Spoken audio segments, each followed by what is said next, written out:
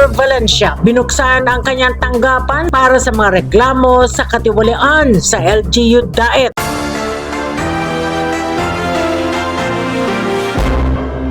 Bukas ang tanggapan ni Mayor Rosano Ronnie Valencia hinggil sa mga reklamo na may kaugnayan sa katiwalian at iba pang hindi tamang gawain na kinasasangkutan ng mga opisyal at kawani ng lokal na pamahalaan ng Daet. Pahayag ng alkalde sa isang press conference kasunod ng mga lumalabas na espekulasyon at mga post sa social media hinggil sa umunoy mga questionableng pangyayari sa LGU Daet sa ilalim ng kanyang administrasyon. Unang-una po, sabi ko nga po, sa Sangguniang Bayan yan, attention of the Vice Mayor po ang dapat umaksyon dyan.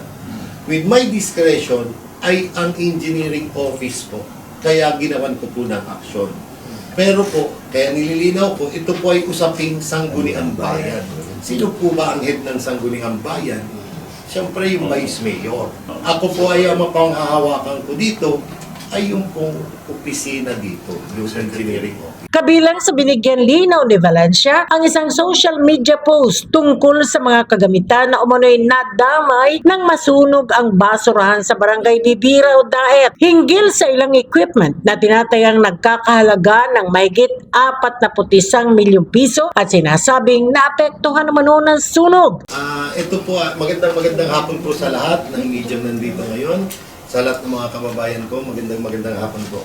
Ngayon po, ito po ay isang paglilinaw lang tungkol dun sa nabasa naming post regarding dun sa mga humihingi kami ng certification kasi sa BFP patungkol dun sa mga unserviceable vehicle and property of the LGU na nandun po sa Bibirao Dam Site. Ayon kay Valencia, isinasagawa na ng lokal na pamahalaan ang kaukulang dokumentasyon at proseso upang maipabatid sa publiko ang buong pangyayari at kalagayan ng mga kagamitang nadamay sa sunog sa Bibirao Dam Site.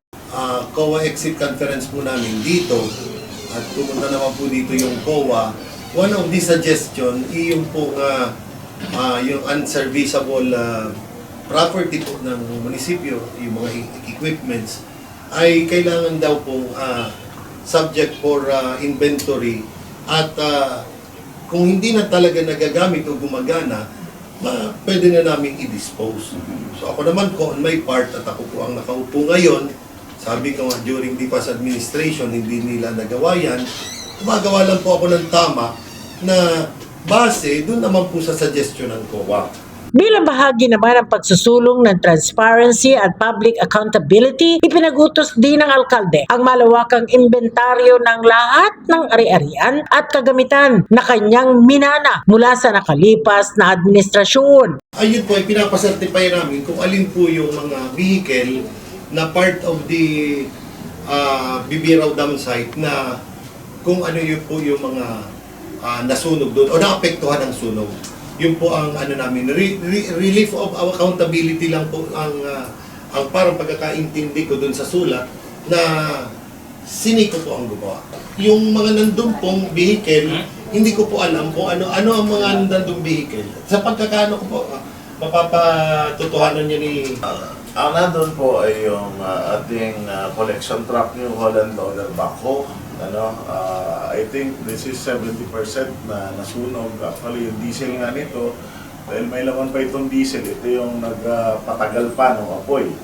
Yung pong ating waste recycling na facility, yung pong may bubong doon, medyo dilapidated na din, and also the RFRPB system, which composed of the rotary composter and also the fiber reinforced plastic board system na pantunaw po ng ating plastic para gawin siyang board, na yun po ay previously binili ng previous administrations pa. Binigyan din ni Valencia na hindi siya magdadalawang isip na magsagawa ng nararapat na aksyon laban sa sino mga opisyal o kawani ng LGU Daet na mapapatunayang sangkot sa katiwalian o iba pang maling gawain. Kung meron pong ganyan, anyway, at na-aware po ako, maaaring pong ipatawag ko at kausapin ko kung ano pong nangyayari dyan sa ganyan. At meron na po ako ng action sa engineering office. Yung mga tao po ay binago ko na. Sabi ko nga, nag-aalala din naman po ako. Maaaring po yung ibang taong tinanggal ko dun sa pagkuha ng building permit na sumamaan loob sa akin pero wala akong magagawa dahil yun po ay para maiwasan po yung mga ganyan-ganyan.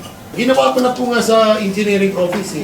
Nagpalabas ako ng executive order, palit lahat ng mga kumukuhang para sa building permit. Alam po ni Engineer Juday, hindi ko lang memorize yung mga tao. At pina-screen ko po. At even si Engineer Nodo po, kaharap si Engineer Juday, siguro nakita naman niya na medyo napagsabihan ko din nga po dahil bakit ka ako may ganyan?